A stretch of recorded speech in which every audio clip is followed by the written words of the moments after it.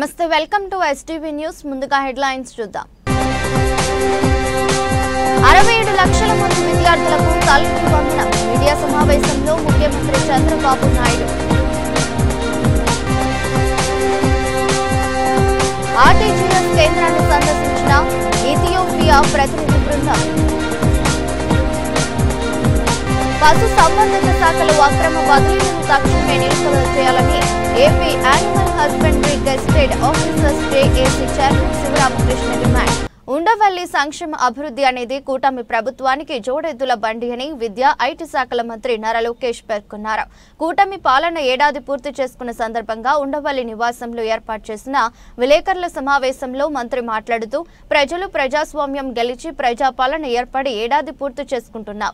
సుపరిపాలనలో తొలి అడుగు పడింది. విధ్వంస పాలన నుంచి ఏకంగా వికాసం వైపు మన ప్రభుత్వం ప్రయాణం ప్రారంభించింది. కేంద్రంలో ప్రధానమంత్రి, రాష్ట్రంలో ముఖ్యమంత్రి నారా చంద్రబాబు నాయుడు నాయకత్వంలో ఆంధ్ర రాష్ట్రంలో డబుల్ ఇంజిన్ సర్కార్ నడుస్తోంది. ఉద్యోగాల విషయంలో మెగా డిఎస్సి ద్వారా 16,347 పోస్టులు ప్రజా ప్రభుత్వం భర్తీ చేస్తుంది. డిఎస్సిని ఎట్టి పరిస్థితుల్లో ఆపాలని ప్రతిపక్ష పార్టీ సుమారు 24 కేసులు వేసింది. ఈ రోజుతో 24వ కేసు కూడా సుప్రీంకోర్టులో డిస్మిస్ అయింది. అవన్నీ తట్టుకుని డిఎస్సి ప్రక్రియను పూర్తి చేస్తున్నాం. దేశంలో ఎవరూ చేయని విధంగా సంక్షేమ అభివృద్ధి కార్యక్రమాలు ప్రజా ప్రభుత్వం చేపట్టడం జరిగింది. ముఖ్యమంత్రి చంద్రబాబు నాయుడు నేతృత్వంలో సంక్షేమం అభివృద్ధి అనేది ఈ ప్రభుత్వానికి జోడెద్దుల బండి. మాకు చాలా క్లియర్ మాండేట్ ఇచ్చారు. ఓవైపు ఉద్యోగాలు, ఉపాధి అభివృద్ధితో పాటు సంక్షేమం కూడా చేస్తూ ప్రజలు ఏ ఆశతో కూటమికి 94% సీట్లు ఇచ్చి గెలిపించారో ఆ ఆశలు నెరవేర్చే బాధ్యత మాపై ఉందన్నారు. మీడియా మిత్రులందరికీ నమస్కారం. ప్రజలు ప్రజాస్వామ్యం గెలిచి ప్రజాపాలన ఏర్పడి కరెక్ట్గా ఒక సంవత్సరం పూర్తి చేసుకుంటున్నాం. సుపరిపాలనలో తొలి అడుగు పడింది. విధ్వంస పాలన నుంచి ఏకంగా వికాసం వైపు మన ప్రభుత్వం ప్రయాణం ప్రారంభించింది. కేంద్రంలో ప్రధానమంత్రి గారు, రాష్ట్రంలో గౌరవ ముఖ్యమంత్రి చంద్రబాబు నాయుడు గారి నాయకత్వంలో ఆంధ్ర రాష్ట్రంలో డబుల్ ఇంజిన్ సర్కార్ అనేది ఈరోజు నడుస్తుంది. ఒక ఉద్యోగాల విషయంలో చూస్తే మెగా డిఎస్సి ఏర్పాటు చేసి ఏకంగా 16,347 పోస్టులు ఈరోజు ప్రజాప్రభుత్వం భర్తీ చేస్తుంది. ఈ మెగా డిఎస్సిని ఎట్టి పరిస్థితులు ఆపాలని ప్రతిపక్ష పార్టీ సుమారుగా 24 కేసులు, ఈ రోజుతో 24వ కేసు కూడా డిస్మిస్ అయింది సుప్రీంకోర్టులో. 24 కేసులు వేశారు. అయినా అవన్నీ తట్టుకుని డిఎస్సి ప్రక్రియ మేము పూర్తి చేస్తున్నాం. గడిచిన 10 సంవత్సరాల్లో రాని పెట్టుబడులు ఈ సంవత్సరంలో తీసుకొస్తాం జరిగింది. 9.5 లక్షల కోట్ల పెట్టుబడి, తద్వారా 8.5 లక్షల మందికి ఉద్యోగాలు కల్పించడానికి మేము ఒప్పందాలు కుదుర్చుకున్నాం. అనేక దశల్లో ఆ ఇన్వెస్ట్మెంట్స్ ఉన్నాయి. డొమెస్టిక్ ఇన్వెస్ట్మెంట్స్లో చూస్తే ఈరోజు భారతదేశంలోనే ఆంధ్ర రాష్ట్రం నంబర్ 1 ఉంది. 16% డొమెస్టిక్ ఇన్వెస్ట్మెంట్స్లో ఆంధ్ర రాష్ట్రానికి వస్తాం జరిగింది. దాంట్లో భాగంగా TCS, LG, NTPC green, ఆసిలర్ Mittal, BPCL, Reliance, renew power లాంటి సంస్థలు ఈరోజు ఆంధ్ర రాష్ట్రంలో పెట్టుబడులు పెట్టడానికి ముందుకు వచ్చినాయి. డబుల్ ఇంజిన్ సర్కార్ ఉంది కనుకనే విశాఖ స్టీల్ ప్లాంట్ కాపాడుకోగలం, రైల్వే జోన్స్ సాధించాం. అంతేకాకుండా భోగాపురం ఎయిర్పోర్ట్ పనులు కూడా వేగవంతంగా ఈరోజు జరుగుతున్నాయి. మీరు చూస్తే ప్రజాప్రభుత్వం ఏర్పడిన తర్వాత ఒక పెన్షన్లోనే భారతదేశంలో ఏ రాష్ట్రం ఇవ్వని విధంగా మేము ఇస్తున్నాం. వృద్ధులకి 1,000 రూపాయలు పెంచాం, వికలాంగులకి 3,000 రూపాయలు పెంచాం. బెడ్కే పరిమితం అవుతే 15,000 రూపాయలు ప్రతి నెల ప్రభుత్వం ఇస్తుంది. భారతదేశంలో ఏకైక ప్రభుత్వం ఇస్తుంది, అది ఆంధ్ర రాష్ట్ర ప్రభుత్వం.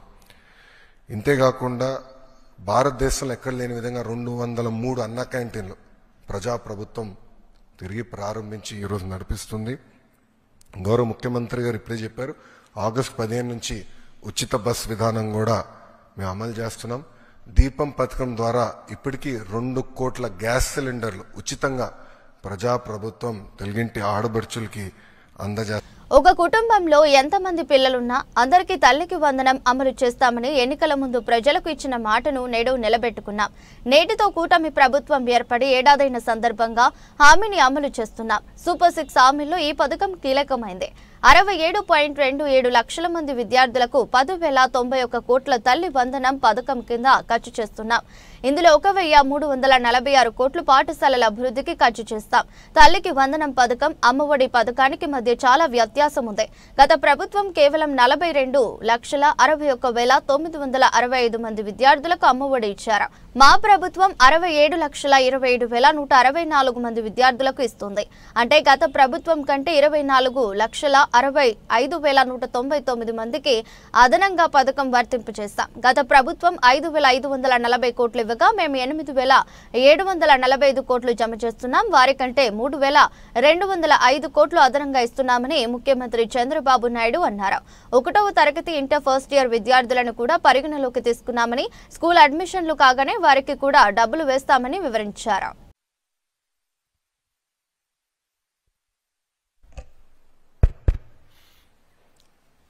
అందరికీ నమస్కారాలు. ఎగ్జాక్ట్గా ఈ రోజుటికి ఎన్డీఏ నూతన ప్రభుత్వం వచ్చి 1 సంవత్సరం అవుతుంది. అదే సమయంలో ఇచ్చిన హామీలు ఆ రోజు ఎన్నికల మేనిఫెస్టోలోని చాలా స్పష్టంగా, మేనిఫెస్టోని కాకుండా ప్రచారంలో కూడా చాలా స్పష్టంగా చెప్పాను. అభివృద్ధి, సంక్షేమం, ఎన్డీఏకి 2 కళ్ళు, ఈ 2 కూడా సమాంతరంగా ప్యారలల్గా ముందుకు తీసుకెళ్తామని చాలా స్పష్టంగా హామీ ఇచ్చాం. అదే సమయంలో సంపద సృష్టిస్తాం, ఆదాయాన్ని పెంచుతాం, పెంచిన ఆదాయాన్ని అభివృద్ధికి, సంక్షేమానికి రెంటికి బ్యాలెన్స్ చేసుకుంటూ ఎక్కడ కూడా ఎలాంటి ఇబ్బంది లేకుండా ఈ కార్యక్రమాలు ముందుకు తీసుకుపోతామని చెప్పాం. అయితే రాష్ట్రంలో ఆర్థిక పరిస్థితులు చూసిన తర్వాత చాలామంది నాకు ఎన్నికల ముందు అడిగారు, మీరు వస్తే మీరు కనీసం ఈ రాష్ట్రాన్ని మళ్ళీ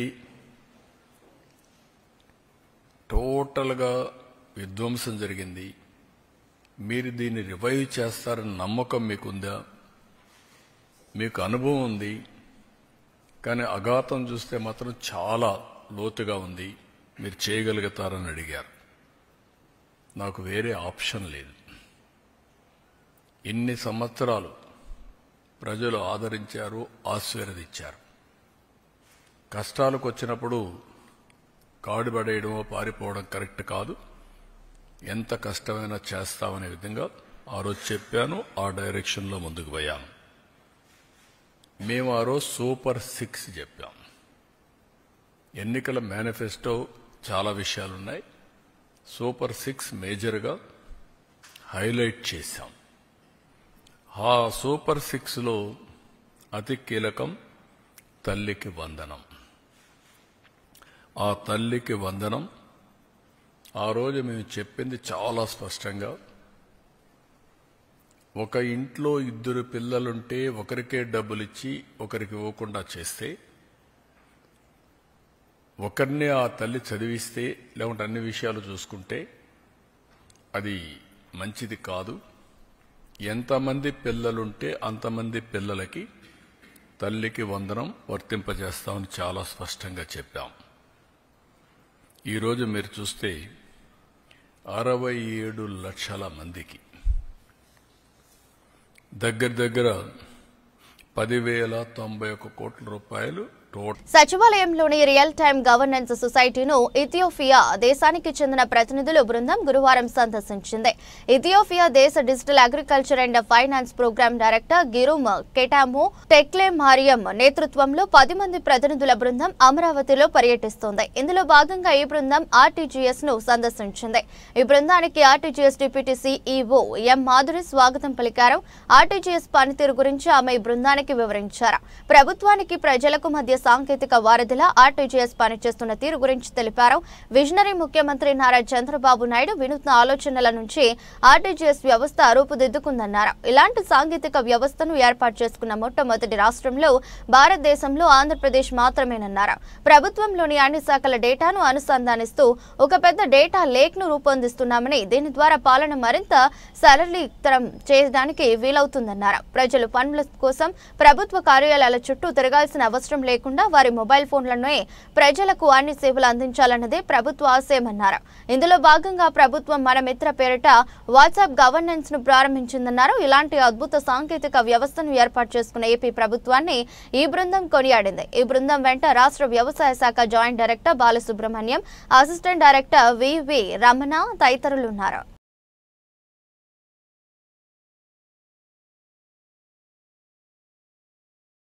కూటమి ప్రభుత్వం వచ్చిన ఏడాది కాలంలోనే సూపర్ 6 పథకాలను అమలు చేస్తూ సూపరి పాలన సాగిస్తుందని టీడీపీ మాజీ ఫ్లోర్ లీడర్ ఎర్రబోతు రమణ తెలిపారు. ఇచ్చిన హామీ ప్రకారం ప్రతి విద్యార్థికి తల్లికి వందనం అందించిన ఘనత తమ ప్రభుత్వందేనన్నారు. ఇప్పటికైనా వైసీపీ నాయకులు సిగ్గు తెచ్చుకుని ప్రభుత్వంపై విమర్శలు చేయడం మానుకోవాలన్నారు. కూటమి ప్రభుత్వం ఇచ్చిన హామీ ప్రకారం సూపర్ 6 లోనే ప్రథమైన తల్లికి వందనం పథకం కింద తల్లుల ఖాతాలో నగదు జమ చేయడానికి స్వాగతిస్తూ 57వ డివిజన్ టీడీపీ అధ్యక్షులు మాజీ ఫ్లోర్ లీడర్ ఎర్రబోతు రమణ ఆధ్వర్యంలో సీఎం చంద్రబాబు చిత్రపటానికి పాలాభిషేకం నిర్వహించారు. ఈ సందర్భంగా మాట్లాడుతూ కూటమిపై నమ్మకంతో ప్రజలు ఓట్లు వేసి గెలిపించారని, ఆర్థిక ఇబ్బందులు ఉన్నప్పటికీ సీఎం చంద్రబాబు ప్రణాళికాబద్ధంగా పథకాలు అమలు చేస్తున్నారని కొనియాడారు. అభివృద్ధి పనులు కూడా ప్రాధాన్యత క్రమంలో పూర్తి చేస్తున్నారని పేర్కొన్నారు. కార్యక్రమంలో స్థానిక టీడీపీ నాయకులు, కార్యకర్తలు పెద్ద ఎత్తున పాల్గొన్నారు. ఈరోజు ఆంధ్ర రాష్ట్రంలో ఎంతో ప్రతిష్టాత్మకంగా ప్రవేశపెట్టినటువంటి తల్లికి వందనం అనే పథకం ప్రవేశపెడతామని ఎన్నికల ముందు చెబితే కూటమి ప్రభుత్వంలో ఆనాటి వైసీపీ దద్దమ్మలు హేళన చేసినటువంటి పరిస్థితి. వారు ఒక మనిషిగా ఇచ్చి దాంట్లో 2,000 రూపాయలు మళ్ళీ రిటర్న్ తీసుకున్నటువంటి వైసీపీ పెద్దలు ఈ రోజున సంవత్సరం అయింది, ఇంతవరకు కూడా మరి తల్లికి వందనం కార్యక్రమం చేయట్లేదు. ఈ కూటమి ప్రభుత్వాన్ని నిలదీస్తామంటున్నారు. నేను వైసీపీ సన్నాసులు అడుగుతా ఉన్నా, ఈ రోజున మేము ఒక పిల్లలున్నా, ఇద్దరున్నా, ముగ్గురున్నా అందరికీ కూడా 15,000 రూపాయలు చొప్పున ఈ రోజున తెలుగుదేశం కూటమి ప్రభుత్వం, అలానే ఈరోజు సెంట్రల్ నియోజకవర్గ శాసనసభ్యులు మరి బోండా ఉమామహేశ్వరరావు గారు, విజయవాడ పార్లమెంటు సభ్యులు గౌరవనీయులు పెద్దలు కేశినేని శివనాథ్ సిన్ని గారి నాయకత్వంలో ఈ రోజున 57వ డివిజన్ న్యూ రాయలసీమలో మరి తల్లికి వందనం కార్యక్రమంలో పిల్లలతో భాగస్వామ్యం అవుతూ విజయోత్సవ సభను మేము జరుపుకోవడం జరిగింది. ఈ రోజున ఒకటి అడుగుతూ ఉన్నాం, రాబోయే రోజుల్లో పూర్తి స్థాయిలో మేము ఇచ్చినటువంటి సూపర్ 6 ఆల్రెడీ అన్నా క్యాంటీన్ మీరు తీసేశారు, మేము అన్నా క్యాంటీన్ పెట్టాం. అలానే మహిళలకు 3 గ్యాస్ సిలిండర్లు ఇస్తూ ఉన్నాం. అలానే రేపు ఈ రోజున తల్లికి వందనం ఇస్తున్నాం. ఆగస్టు 15న ఫ్రీ బస్సు ఇస్తూ ఉన్నాం. అలానే 18 సంవత్సరాలు దాటిన వాళ్ళకి 1,500 రూపాయలు ఇస్తాం. రైతులకు 20,000 రూపాయలు మరి గిట్టుబాటు ధర కోసం ఇస్తూ ఉన్నాం. ప్రతి హామీ రాబోయే రోజుల్లో రేపు మార్చి బడ్జెట్ లోపు ఇంకా ఉన్నటువంటి హామీలు అమలు చేసే విధంగా కూటమి ప్రభుత్వం పనిచేస్తుంది. దానికి నాయకత్వం చంద్రబాబు నాయుడు గారు, మా యువ నాయకులు లోకేష్ బాబు గారు రాష్ట్రంలో చేస్తే ఇక్కడ ఉమామహేశ్వరరావు గారు, చిన్ని గారు, గద్దె రామ్మోహన్ రావు గారు, ఇతర పెద్దలందరూ కూడా పాటుపడుతున్నారని చెప్పి మేము వైసీపీ వాళ్ళని ఇప్పుడు మీరేమంటారు? ఈ రాష్ట్రంలో ఉన్నటువంటి దగాకోరు ప్రభుత్వం నడిపిన మీరందరూ కూడా మేము ఇచ్చినటువంటి అనుకున్న పథకాలు మొత్తం అందరికీ నెరవేరుస్తారు. అయితే ఎవరు అపోహపడవద్దు. ప్రతి ఒక్కడికి డబుల్ ఎక్కువ వస్తాయి, ఏం బాధ లేదు. బస్సు ఫ్రీ మొత్తం వస్తాయి, ఏదైతే అనుకున్నా అన్నీ వస్తాయి. ప్రభుత్వం ఇచ్చిన సూపర్ 6 కానీ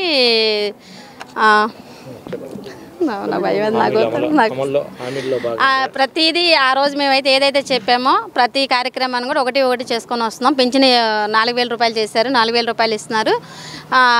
వికలాంగుల పింఛన్ 6,000 రూపాయలు ఇస్తామన్నారు, 6,000 రూపాయలు ఇచ్చారు. తల్లికి వందనం వచ్చి ఇప్పటి వరకు ఎవరు ఇవ్వలేదు అని చెప్పేసి దోషులు ఆడారు అందరు ప్రతి ఒక్కరు. కానీ ఈరోజు ఎంతమంది పిల్లలు ఉంటే అంతమంది పిల్లలకి ఈరోజు తల్లికి వందనం వేశారు. నెక్స్ట్ వచ్చి రేపు ఆగస్టు 15 ఉచిత బస్సు ఫ్రీగా లేడీస్ అందరికీ ఉచితంగా ఇస్తున్నారు. కూటమి ప్రభుత్వంలో ప్రతిదీ ఏదైతే చెప్పారో ప్రతిదీ అమలు చేస్తున్నారు. లేడీస్ అయితే అందరూ సంతోషంగా వ్యక్తం చేస్తున్నారు. గిరిజన మహిళ ప్రజాదరణ పొందిన గాయని మంగ్లీపై గత కొన్ని నెలలుగా జరుగుతున్న వ్యక్తిగత దూషణలను తీవ్రంగా రిజర్వేషన్ల పరిరక్షణ సమితి వ్యవస్థాపకులు డాక్టర్ పోతుల నాగరాజు ఖండించారు. ఆమె పాటకు కులం లేదని, కళాకారులకు కుల మతాలు లేవని అన్నారు. గిరిజన మహిళలను లక్ష్యంగా చేసుకుని రాజకీయ దురుద్దేశాలతో చేసిన ఆరోపణలు భారత రాజ్యాంగం కల్పించిన స్వేచ్ఛకు భంగం కలిగిస్తున్నాయని అన్నారు.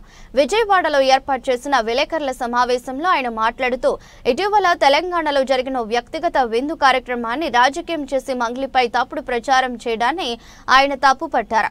ఉమ్మడి తెలుగు రాష్ట్రాలలో ప్రభుత్వాలే మద్యాన్ని ప్రచారం చేస్తూ పబ్బులు, బార్లకు లైసెన్సులు ఇస్తూ ప్రజల ఆరోగ్యాన్ని పాడు చేస్తున్నాయని ఆరోపించారు. ఇదే సమయంలో గిరిజన మహిళపై దూషణల్ని మాత్రం సాంస్కృతిక విలువల పేరిట నిందించడం ద్వంద్వ నైతికత అని అన్నారు. మంగ్లీకి మద్దతుగా ప్రజలు నిలవాలని, ఆమెను లక్ష్యంగా చేసే కుట్రలను ప్రజాస్వామ్య బలంతో తిప్పికొట్టాలని పిలుపునిచ్చారు.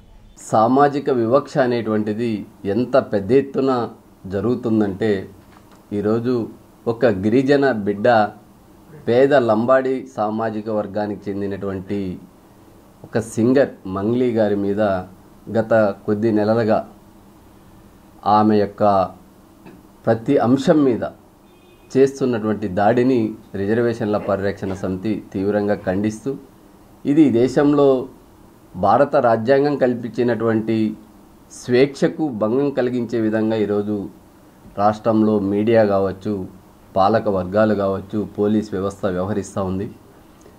అదేవిధంగా సమానత్వం అనేటువంటిది కనుచూపు మేరలో కులంతో, మతంతో, ప్రాంతంతో సంబంధం లేకుండా భారత పౌరులుగా గుర్తించేటువంటి సమానత్వ హక్కుని భంగం కలిగిస్తూ ఉన్నారు. ఇంకా మహిళలకు విపరీతమైనటువంటి గౌరవాన్ని, ప్రాధాన్యతను మన యొక్క చరిత్ర చెప్తాయి, పురాణాలు చెప్తాయి, ఇతిహాసాలు చెప్తాయి. ఆధునిక కాలంలో మాటలకే పరిమితమైనటువంటి ఈ యొక్క గౌరవాన్ని ఒక గిరిజన మహిళ ఈరోజు ఆమె యొక్క గానాన్ని దక్షిణాది రాష్ట్రాలతో పాటు మొత్తం ప్రపంచవ్యాప్తంగా ఒక అద్భుతమైనటువంటి గాయనిగా ఎదుగుతున్నటువంటి సందర్భంలో ఆ మీడియాలో కావచ్చు, సినీ రంగంలో కావచ్చు, ఆధిపత్య ధోరణి గల మనువాద సంస్కృతితో కూడినటువంటి దౌర్జన్యపూరితమైనటువంటి, కుట్రపూరితమైనటువంటి శక్తులు ఆమె గళాన్ని ఆపించే ప్రయత్నంలో భాగంగా ప్రతి అంశాన్ని ఈరోజు అధికారంలో కోసం నిన్నటి వరకు మంత్రులుగా ఉన్నటువంటి వారు, కీలకమైనటువంటి వ్యక్తులు ఏ పార్టీలోకి మారినా ఆ పార్టీకి అనుకూలంగా మారిపోతూ ఉన్నారు. మొన్నటి వరకు వైసీపీలో ఎమ్మెల్యేలు గాను, మంత్రులు గాను, ఎంపీలు గాను, కీలకమైనటువంటి సలహాదారులుగా పనిచేసినటువంటి వారు తెలుగుదేశం పార్టీలోకి నిధులు సమకూర్చి ఆ పార్టీలో చేరితే ఎమ్మెల్యే టికెట్లు ఇచ్చారు, ఎంపీ టికెట్లు ఇచ్చారు, మంత్రులను చేశారు. ఒక బతుకు తెరువు కోసం తనకున్నటువంటి ప్రతిభ, పాట పాడడం అనేటువంటిది, పాటకి కులం లేదు. ఈరోజు సాహిత్యానికి కులం లేదు, రచయితలకు కులం లేదు, కళాకారులకు కులం లేదు. అలాంటిది రాజకీయాలను అంటగట్టి మొన్నటి వరకు 2019, 2024 వరకు అధికారంలో ఉన్నటువంటి జగన్మోహన్ రెడ్డికి అనుకూలంగా పాట పాడారు అని చెప్పి ఆమె వైఎస్ఆర్సీపీ పార్టీ క్యాండిడేట్ అని చెప్పి అధికారంలో ఉన్నటువంటి నేతలు, సినీ ప్రముఖులు ఆమె మీద ఒక ముద్ర వేసి ఆమెకు భవిష్యత్తులో అవకాశాలని రాకుండా అడ్డుకున్నటువంటి చరిత్రను చూసాం. మిత్రులకు నమస్కారం. రిజర్వేషన్ల పరిరక్షణ సమితి వ్యవస్థాపకులు డాక్టర్ పోతుల నాగరాజు, రిజర్వేషన్ల పరిరక్షణ సమితి జాతీయ ఉపాధ్యక్షులు చింతల మోహన్ రావు గారు. ఈరోజు ప్రధానంగా రాష్ట్రంలో, తెలుగు రాష్ట్రాల్లో జరుగుతున్నటువంటి ఆర్థిక, సామాజిక, రాజకీయ వివక్షకు బలవుతున్నటువంటి ప్రజల యొక్క ఐక్యత కోసం, వారిలో ఒక సామాజిక చైతన్యాన్ని రగిలించడం కోసం భారత రాజ్యాంగ నిర్మాత డాక్టర్ బిఆర్ అంబేద్కర్ గారు పొందుపరిచినటువంటి సామాజిక, ఆర్థిక, రాజకీయ న్యాయం కోసం 78 సంవత్సరాల స్వతంత్ర భారతదేశంలో ఎదురుచూపులే ప్రజలకి. ఇప్పటికీ వివక్ష అనేటువంటిది కొనసాగుతూ ఉంది, ఆర్థిక దోపిడీ అనేటువంటిది కొనసాగుతూ ఉంది. భారత రాజ్యాంగం కల్పించినటువంటి ఉచిత విద్య వైద్యం ప్రజలకి దక్కకుండా కార్పొరేట్ కబంధ హస్తాల్లోకి వెళ్ళిపోతూ ఉంది. చివరికి ఈరోజు ప్రభుత్వాలు ప్రజల సంక్షేమం కోసం ప్రవేశపెట్టే పాలసీలలో సంక్షేమం పేరుతో పెన్షన్లు లేదా అరకొర వీకర్ సెక్షన్స్ పేరుతో ఇస్తున్నటువంటి సంక్షేమ పథకాలను ఒకవైపు బూచిగా చూపి వేల కోట్ల ఆర్థిక వనరులను కేవలం కొద్దిమంది పాలకులు, కార్పొరేట్ శక్తులు, ఆధిపత్య కులాలు కొల్లగొడుతున్నటువంటి అజెండా ఈరోజు రాష్ట్రాన్ని తీరని సంక్షోభంలోకి నెట్టుతా ఉంది. ఎందుకంటే ఈరోజు 87% ఉన్నటువంటి ప్రజలకు ఆర్థిక ఫలాలు లేవు, సామాజిక సమానత్వం లేదు, రాజకీయాల్లో ఇప్పటికీ వారి యొక్క ప్రాతినిధ్యం అనేటువంటిది శూన్యమవుతోంది. ఇది ముఖ్యంగా తెలుగు రాష్ట్రాల్లో అత్యంత ప్రమాదకరంగా వివక్ష అనేటువంటిది కొనసాగుతూ ఉంది. దానికి ఈరోజు చదువుకున్నటువంటి విద్యావంతులు కావచ్చు, లేదా సమాజం పట్ల స్పృహ ఉన్నటువంటి మీడియా కావచ్చు, రాష్ట్రాల్లో జరుగుతున్నటువంటి ఆర్థిక అసమానతల్ని పోగొట్టేటువంటి బాధ్యత కావచ్చు. పశుసంవర్ధక శాఖలో అక్రమ బదిలీలను తక్షణమే నిలుపుదల చేయాలని AP animal husbandry gazetted officers JAC chairman Sivaramakrishna demand చేశారు. నిబంధనలకు విరుద్ధంగా ప్రజాప్రతినిధుల సిఫార్సులతో బదిలీలు నిర్వహించడాన్ని ఆయన తప్పుపట్టారు. దీనివల్ల ఉద్యోగులకు తీవ్ర అన్యాయం జరుగుతుందని ఆందోళన వ్యక్తం చేశారు. పశుసంవర్ధక శాఖలో బదిలీల పర్వంపై ఉద్యోగ సంఘాలు తీవ్ర అసంతృప్తి వ్యక్తం చేశాయి. అధికారుల తీరును నిరసిస్తూ AP animal husbandry gazetted officers JAC ఆధ్వర్యంలో బందర్ రోడ్లోని పశుసంవర్ధక శాఖ డైరెక్టర్ కార్యాలయం ఎదుట నిరసన తెలిపారు. కార్యక్రమానికి జేఏసీ చైర్మన్ శివరామకృష్ణ, విశాఖకు చెందిన సురేష్, అరకుకు చెందిన గణేష్ తదితర యూనియన్ నేతలు నేతృత్వం వహించారు. ఈ సందర్భంగా మాట్లాడుతూ పశుసంవర్ధక శాఖలో జీవో నంబర్ 23 ప్రకారం బదిలీల ప్రక్రియ నిర్వహించాల్సి ఉండగా అధికారులు, ఎమ్మెల్యేలు, ఎంపీల సిఫార్సులకు లోబడి బదిలీలు చేయడం దారుణమన్నారు.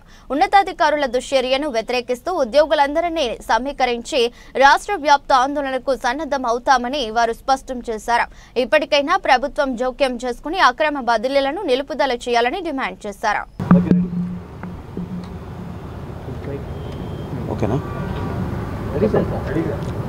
Good evening to all.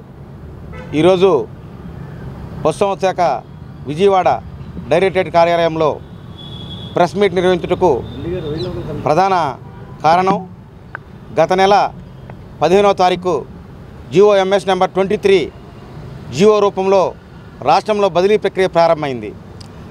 దాంతోపాటు ప్రతి శాఖకి మార్గదర్శకాలు, డిపార్ట్మెంట్ గైడ్లైన్స్ వచ్చాయి. అదేవిధంగా పశుసంవర్ధక శాఖలో కూడా గైడ్లైన్స్ వచ్చాయి. జియో ఎంఎస్ నెంబర్ 23 ప్రకారం ఏదైతే గైడ్లైన్స్ ఉన్నాయో, మార్గదర్శకాలు ఉన్నాయో వాటిని పాటించాల్సిన అవసరం డిపార్ట్మెంటు పైన ఉన్నది. కానీ డిపార్ట్మెంటు జియో ఎంఎస్ నెంబర్ 23ని ఎక్కడ అమలుపరచకుండా కేవలం ఈ డిపార్ట్మెంట్లో ఉన్న బదిలీలన్నింటినీ ఎమ్మెల్యేలు మరియు రాజకీయ నాయకుల సిఫార్సులతోటే 100% బదిలీ ప్రక్రియను కంప్లీట్ చేశారు. ఈరోజు కంప్లీట్ అయింది. దీనివల్ల అందరికీ కూడా చాలా తీవ్రమైన అన్యాయం జరిగింది. హెల్త్ గ్రౌండ్స్లో ఉన్న వాళ్ళకి, మెడికల్ గ్రౌండ్స్లో ఉన్న వాళ్ళకి, తర్వాత కొంతమంది వికలాంగులకు చాలామందికి అప్లికేషన్ ఇచ్చేటప్పుడు అన్నీ అప్లై చేసుకోమన్నారు. జియో అఫీషియల్గా చూపించారు. కానీ అనఫీషియల్గా మొత్తం రాజకీయ నాయకుల చేత, ఎమ్మెల్యేల చేత, ఎంపీల చేత, మినిస్టర్ల చేత లెటర్లు తెప్పించుకున్న వాళ్ళకే ఈ బదిలీ ప్రక్రియలో వాళ్ళకి స్థానం కల్పించి మిగతా వాళ్ళందరినీ హక్కులని తుంగలో దొక్కారు. దీనివల్ల చాలామంది క్యాన్సర్ రోగులు, తర్వాత ప్రెగ్నెంట్ మహిళలు చాలామంది అప్లై చేసుకోకుండానే వాళ్ళ స్థానాన్ని లేపివేయడం జరిగింది.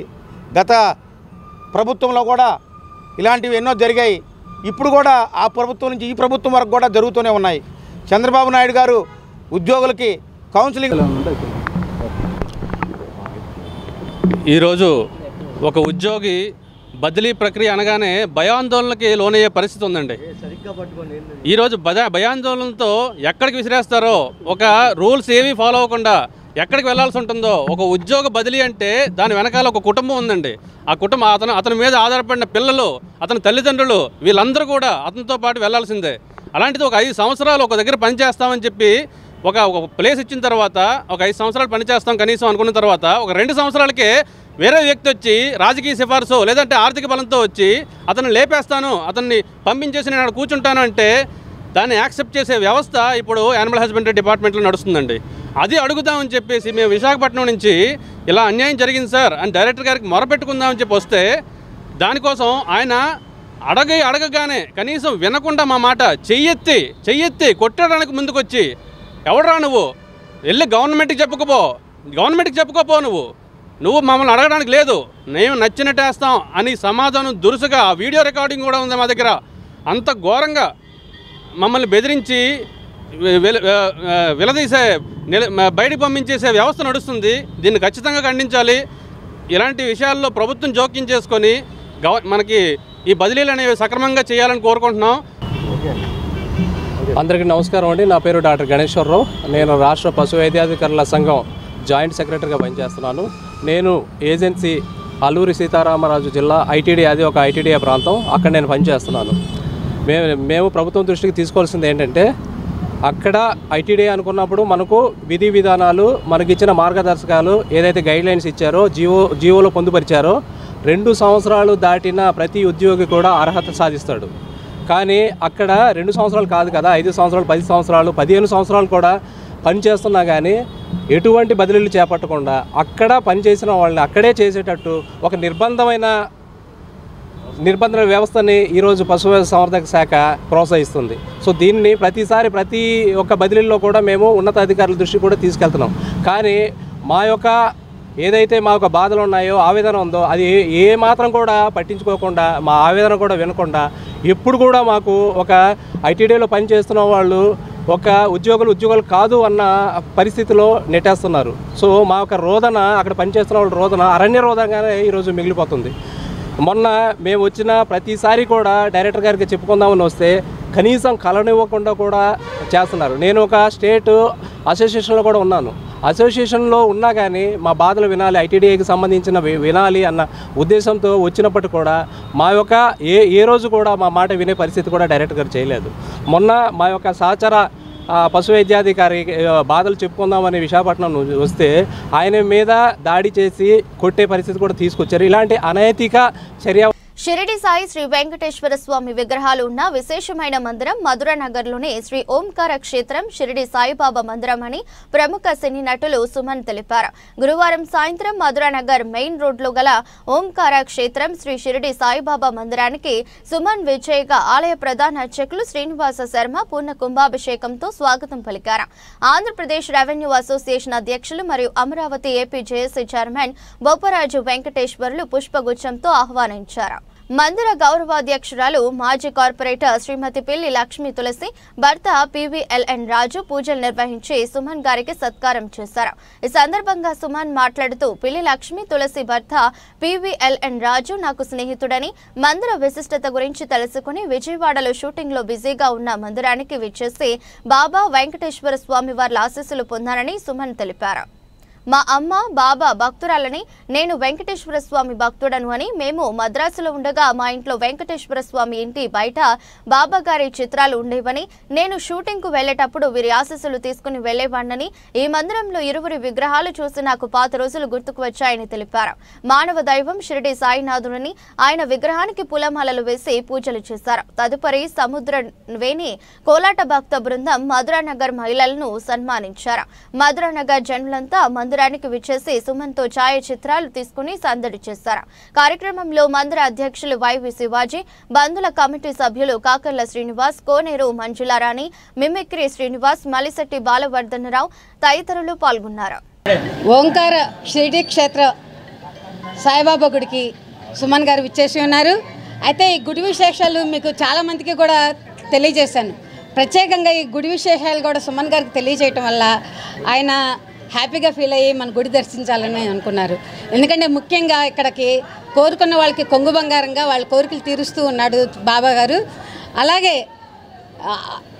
జ్యేష్ఠ మాసంలో సూర్యకాంతి బాబా పాదాల మీద స్వయంగా డైరెక్ట్గా పడటం జరుగుతుంది. అలాగే పిల్లలకు కావాల్సిన వాళ్ళకి పిల్లలు, ఉద్యోగాలు కావాల్సిన ఉద్యోగాలు, అట్లాగే రెండో షీట్గా విరాజిల్లుతున్న ఈ గుడి ప్రత్యేకత సుమన్ గారికి తెలియజేయటం జరిగింది. ఆ నేపథ్యంలోనే ఆయన హ్యాపీగా ఫీల్ అయ్యి మన గుడిని దర్శించడం జరిగింది. తదుపరి ఆయన మాట్లాడతారు. అందరికీ నమస్కారం అండి. ఈరోజు విజయవాడలో ఇవాళ రేపు షూటింగ్ ఉంది. డైరెక్టర్ కాకర్ల గారు అని చెప్పి డైరెక్షన్. అయితే సినిమా వచ్చేసి కొంచెం యూత్ మీద, ఈ డ్రగ్స్ మీద, ఎయిడ్స్ మీద, వాటి మీద ఇది. దాంట్లో డాక్టర్ క్యారెక్టర్ చేస్తున్నాను. సో రాజు గారు మాకు బాగా మంచి స్నేహితుడు. మాకు ఎప్పటి నుంచో చెప్తూనే ఉన్నారు. 2-3 సార్లు మిస్ అయ్యాను. సరే ఈరోజు షూటింగ్ పోతూ విజిట్ చేస్తానని చెప్పాను. చాలా సంతోషం.